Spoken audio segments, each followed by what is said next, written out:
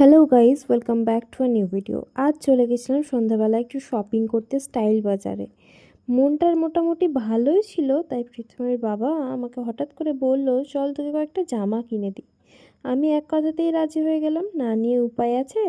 জামা বলে কথা, আর শপিং করতে আমি খুবই পছন্দ করি। তো ফার্স্টে কিছু ওয়ান পিস এবং কয়েকটা চুড়িদার দেখছিলাম। মেয়েরা যা হয় আর কি, একটা ছেড়ে একটা পছন্দ করতে করতেই দিন শেষ, কোনোটাই লাস্টে পছন্দ হয় না, আবার মনে হয় সবগুলো নিয়ে নিই। তো একটু এথনিক ওয়্যারও দেখছিলাম।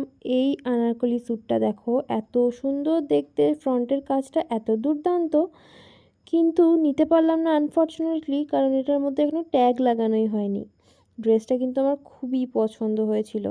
তারপর নিলাম কিছু কয়েকটা টি শার্ট, যেগুলো আমার খুব ভাল লাগছিলো। এই যে এই রোজ পিঙ্ক কালারের টি শার্টটা পুরো বারবি লুক দিচ্ছিল, এতটাই পছন্দ হয়েছিল আমার। আমি ট্রায়াল রুমে গিয়ে ট্রাই করতে গিয়ে দেখলাম আমার থেকে এক সাইজ বড় হচ্ছে।